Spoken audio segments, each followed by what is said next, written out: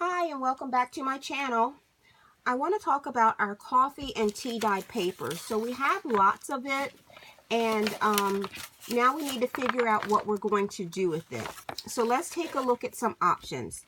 And I received this, it's from Chewy, that in the mail. So what I'm going to do with it is I have covered one side with the coffee dye paper, and then I'm going to show you about covering the other side. And it's really super simple. I just simply add some of this glue and get it all on there nicely. And then what I like to do is I found that this works really well for me. Everybody has their own techniques, but I like to take and smooth it down, and I actually use a glue stick to do that. And once it's smoothed down nicely, it doesn't create any bumps or lumps when I go to add my paper. So I think I want to add it this way, see if I can get a little bit of that. Let's see, it's got to go down.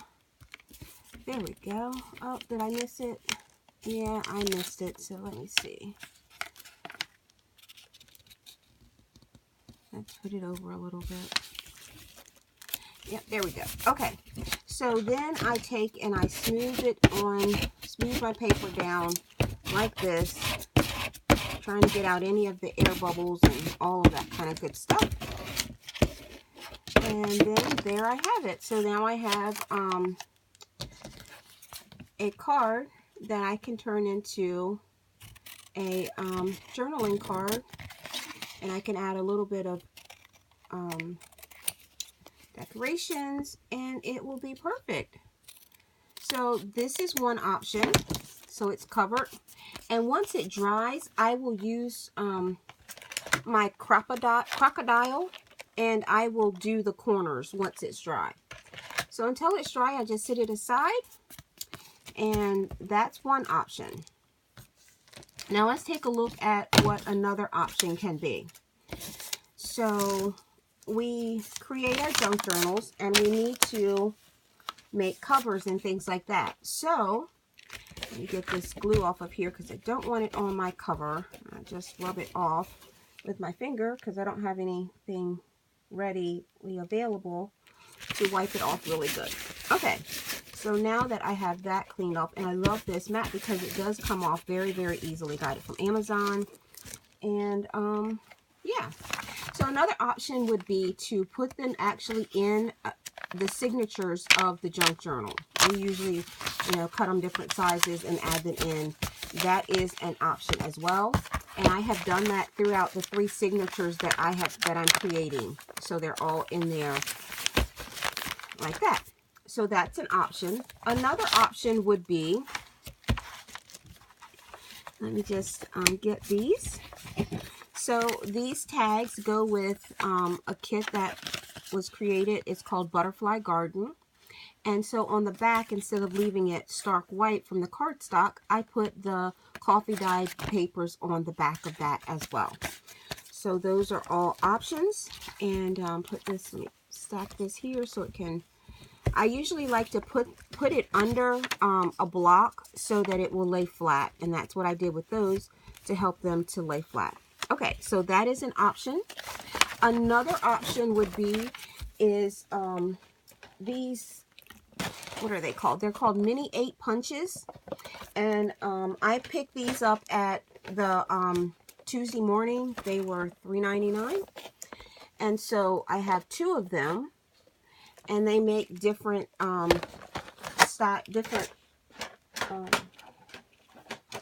both punch a little different.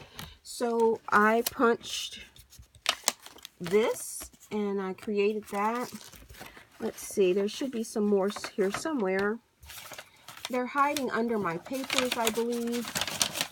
I have so much stuff. So anyway, I'm not sure where they all are, because there's another one, but there's this one as well that has been punched. Now, the downside, oh, here's the other one. It's hiding underneath of there. Now, the downside with this one is this punch, you also need to have this one with it to create this 8-inch piece. And I don't have that punch, so as a result, what I end up with are these on the sides. But that's okay, because it just makes it and gives it a little bit more character. So, and then this is the other punch that I punched out. So these can go into my journal. And then the other thing I want to talk about is my cover for my journal. So I did my journal cover, and I used a cereal box. So this is a cereal box, and I cut it down to the size that I needed it to be for my signatures to be able to fit in, allowing 1/4 of an inch for each signature here in the middle. I use that Fila tape so that it can be a little bit more sturdier, as I am going to be punching holes through here with the awl to sew these in. So what I want to do is I want to cover this on the inside so that it's not just cereal boxes. So what I did is I have cut, and I've cut down the coffee dyed paper, and then I needed to attach a piece to make it long enough.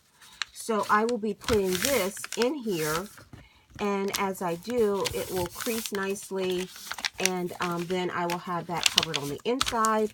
And then I will also add in these for each side here, so it'll kind of look like that and covered in the middle. So that's another option of something that you can do different with your coffee dyed paper. You know, we get a lot of this junk mail, and I am actually going to cover this piece of the junk mail with some coffee dyed paper, and I'm going to create a long tag out of this. So there's lots of things that you can do with that paper and that the coffee dyed paper, besides just using it as pages in